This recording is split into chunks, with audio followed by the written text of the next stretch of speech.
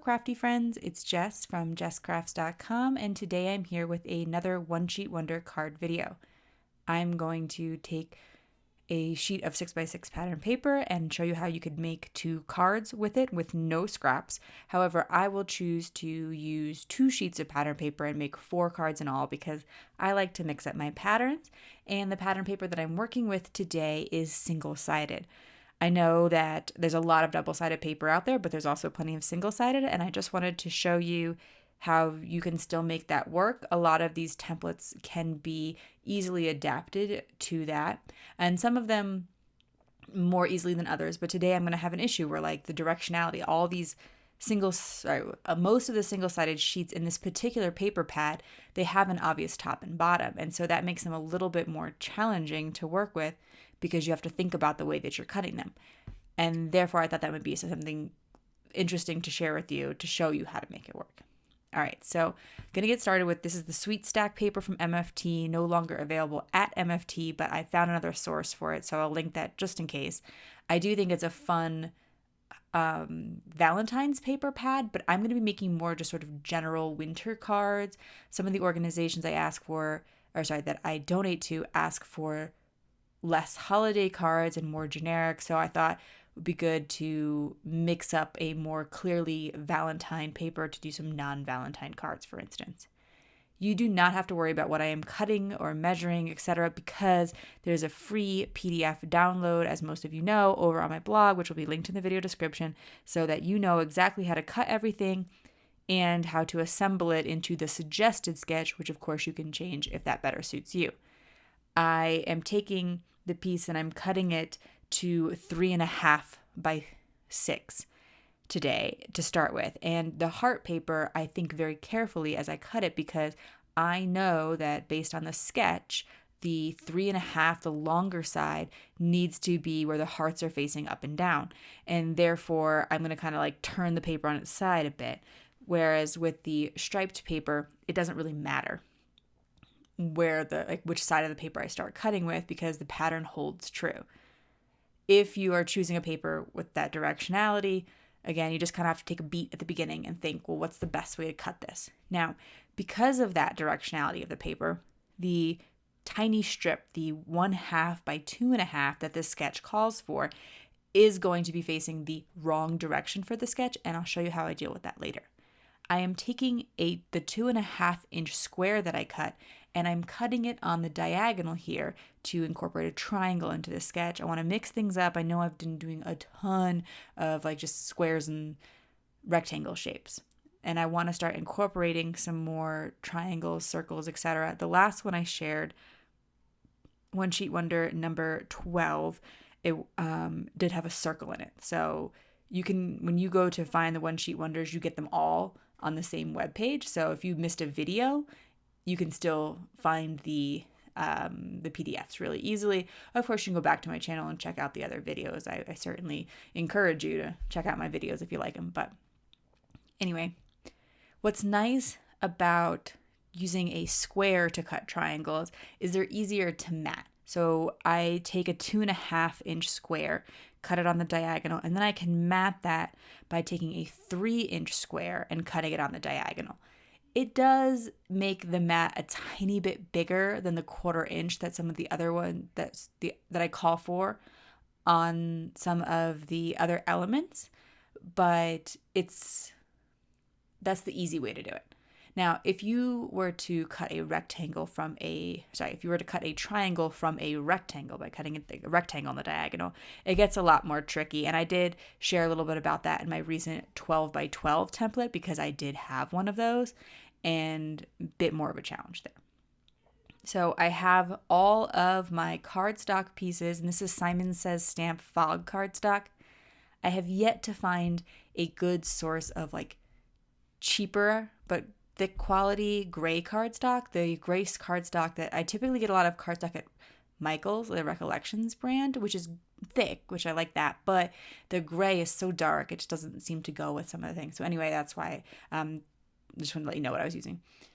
I was able to cut all of the mats and pattern paper according to the template, and now I'm just going to start assembling things. You use my ATG glue glider here.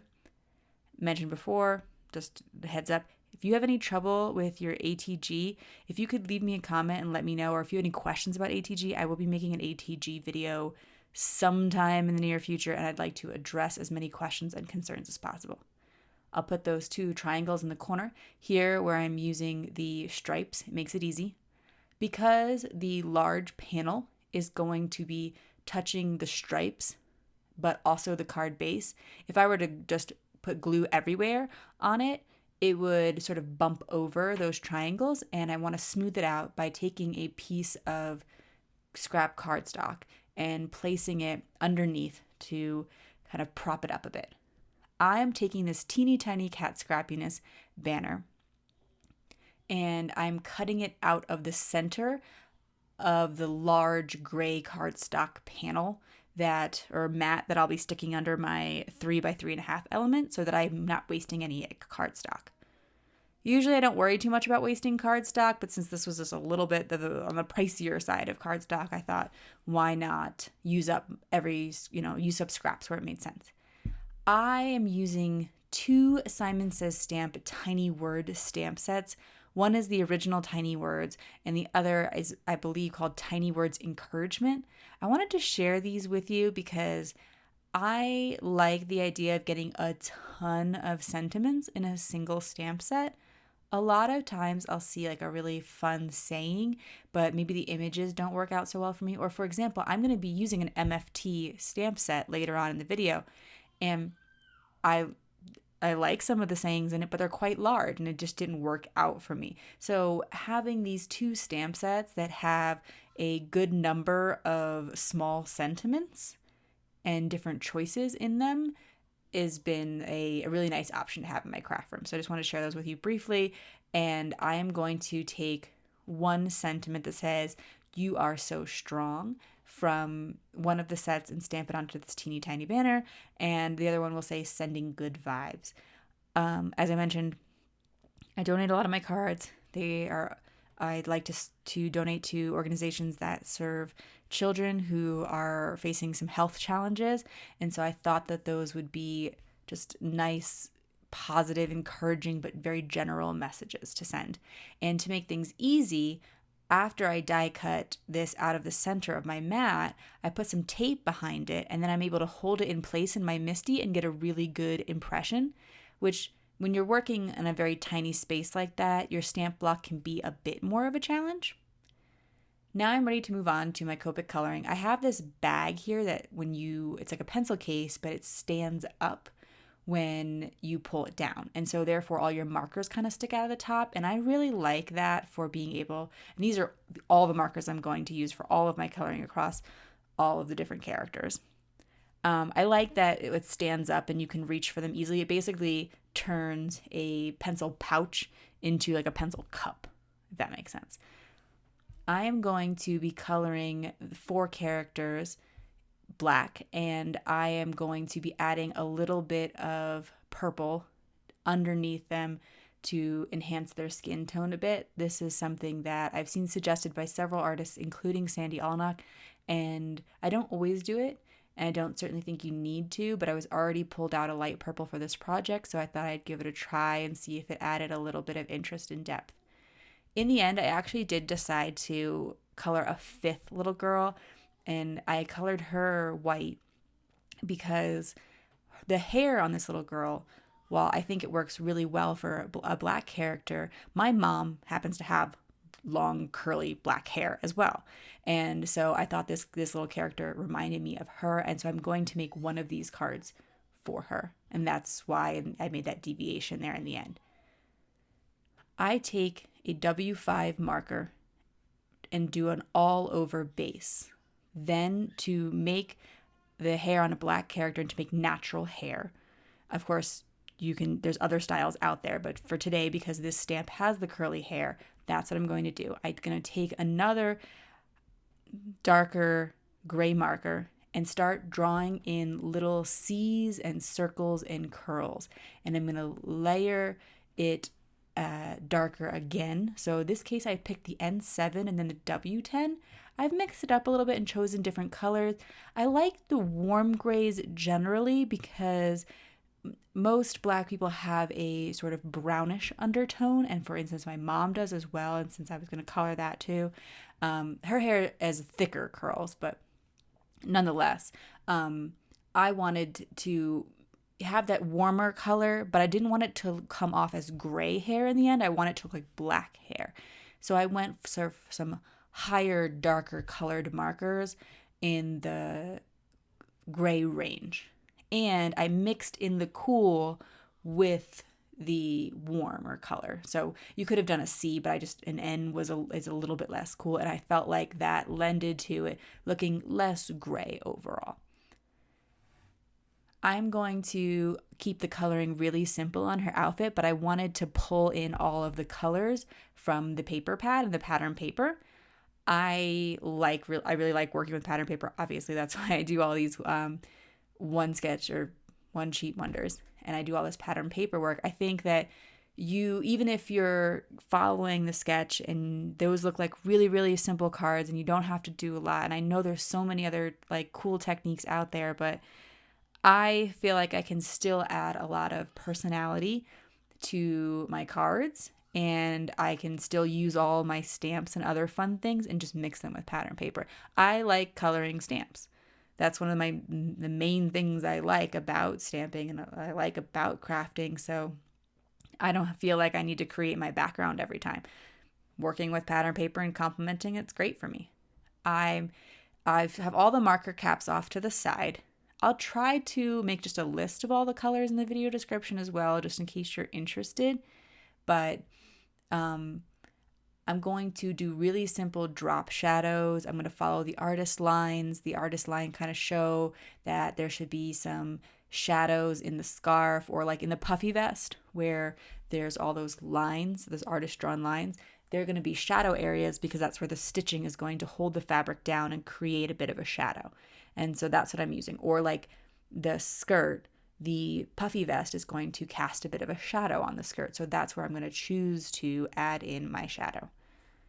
Couple of just comments about the Copic colors. If you're using Copic markers, I find the V's purples and pinks can be a little bit tricky.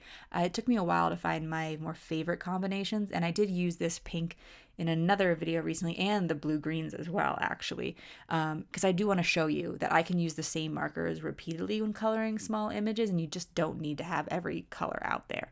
So even though these are R markers, they do make a nice pink combination, and I find that it works well for most pink things that I need to color. If you like to color flowers, you probably want a wider variety of pinks. But for me, where I'm mostly just kind of coloring little clothing items here and there, for instance, or like an animal, I don't think it works well for like a pink pig. So that's actually something you're going to want. Maybe, I'm going to think like more of an orangey kind of pink probably. But you can color quite a few things with that combination. The violets are also a little bit tricky. They're very hard to blend. And I have found the V2 family to be the easiest to work with. And so I used V28, 25, 22 today, but also the 20 works well with it. I cut all of my images out with my ScanNCut. And it's nice because when you stamp multiple images of the same one, you can cut them all out at the same time. Whereas if I had the coordinating dies, I'd have to send each of them through the die cut machine separately. And so for my style of card making, I really like the ScanNCut, and it helps me out quite a bit. So that's the one that I'm going to send to my mom that I made kind of look like her. And then I'm going to, for the other 3 cards, add the other characters. I am taking little bits of extra cardstock scraps that I had. I glue them together, and that lets me add a bit of dimension to my images and to my sentiment without having to use foam tape. So it's just like a really cheap alternative. I mention it a lot just because if you never heard the tip before, most people are happy to hear it for the first time. And I'm using my Barely Arts glue to glue everything down. That is it for my video today. If you like this video, please give it a thumbs up.